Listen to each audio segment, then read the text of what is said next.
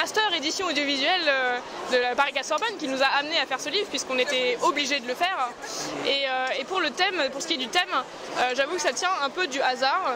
On a mis une semaine à cogiter dans tous les sens pour chercher un thème et au bout d'un moment on a dit mais pourquoi pas le thème de l'instant, parce que notre société est en mouvement constant et on vit dans l'instant sans arrêt, et on s'est dit partons là-dessus. Il nous fallait quelque chose d'assez universel, quelque chose qui puisse parler surtout aux auteurs, puisque finalement nous on a fait un travail qui est à contre-courant de tout travail éditorial habituel, c'est-à-dire que normalement un éditeur reçoit en fait un manuscrit et ensuite il l'édite ou non.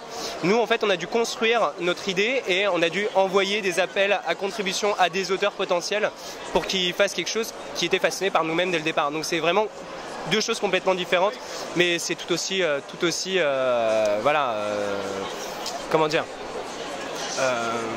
tout aussi intéressant, on va dire intéressant. Voilà. Voilà. L'étendue du travail est une première fois, l'idéalisation du livre c'est une première fois.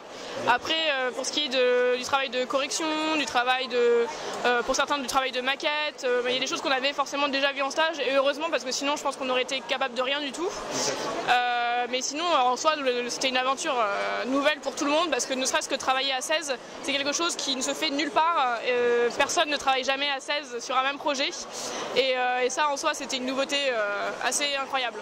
En fait, la façon dont s'est passé le travail éditorial, c'est-à-dire qu'en fait on est une classe de 16 et on a décidé de séparer nos auteurs par doublons, c'est-à-dire qu'on était en groupe de 2 et on s'occupait d'un panel d'auteurs, des illustrations, des textes, des fictions, des poèmes, etc. Il se trouve que bon, moi je suis tombé avec Thierry, donc l'autre collègue masculin de la classe, sur tous les poèmes, puisque Thierry adorait les poèmes.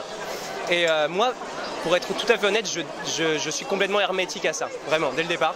Mais il faut le dire, justement, je pense que c'est aussi pour ça que cette expérience était aussi importante, c'est qu'elle nous a permis de travailler sur des textes qu'on n'aurait pas vraiment vus à la base, qu'on n'aurait pas vraiment apprécié à la base. Et moi, je peux le dire très honnêtement, moi qui d'habitude n'aime pas trop la poésie, les textes que je préfère, c'est quand même les poèmes qui sont à l'intérieur. Voilà, donc je fais une spéciale dédicace aux auteurs de poèmes. Voilà. En fait, on n'a pas eu de couverture jusqu'à 3 jours avant l'envoi en impression. C'est vraiment quelque chose qui a été fait au dernier moment.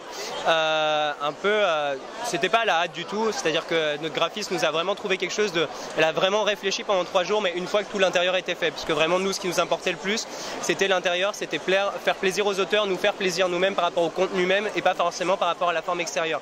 Après, c'est vrai que la forme extérieure compte en fin de cycle, et on l'a très bien réussi.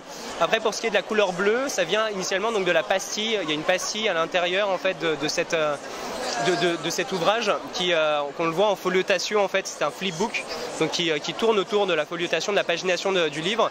Il présente il est sur quasiment toutes les pages, et en fait disons que le trait et le cercle de cette couleur bleue, c'est vraiment deux choses qui courent tout au long de notre texte et qui guident un peu en fait entre guillemets le lecteur, on va dire.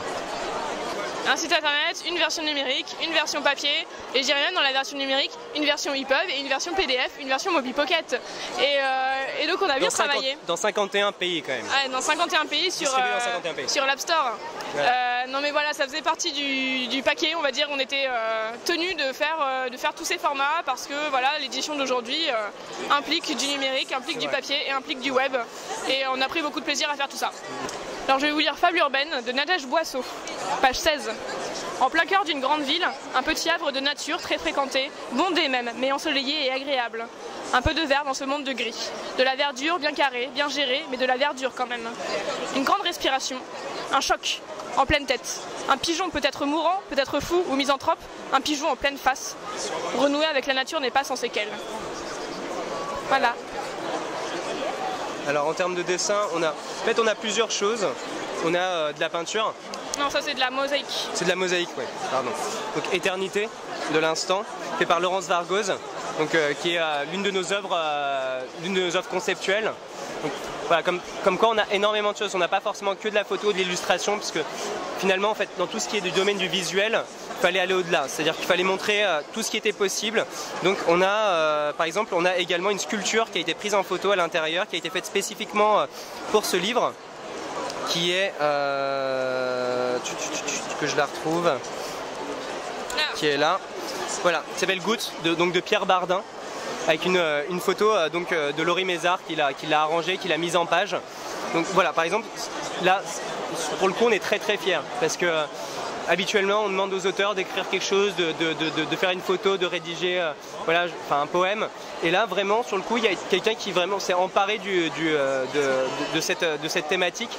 Et on a fait quelque chose de complètement tridimensionnel. Et c'est vraiment une première, je pense. Et pour le coup, on est vraiment content d'avoir cet ouvrage. Mais bien, on est content de tous les avoir. Mais celui-là, c'est vraiment la nouveauté de cette année, par exemple. Voilà. Et pour finir sur une illustration, on a celle qui conclut le texte, le livre, qui est très très amusante, donc de Bratt. Donc comme vous pouvez le voir, qui finit sur une note assez humoristique, qui finalement se pose la question de savoir si vraiment c'est intéressant de se poser la question sur l'instant. Donc est-ce que vraiment cet ouvrage répond à cette question ou pas? Donc écoutez, il faudra le lire de toute façon pour savoir. Voilà.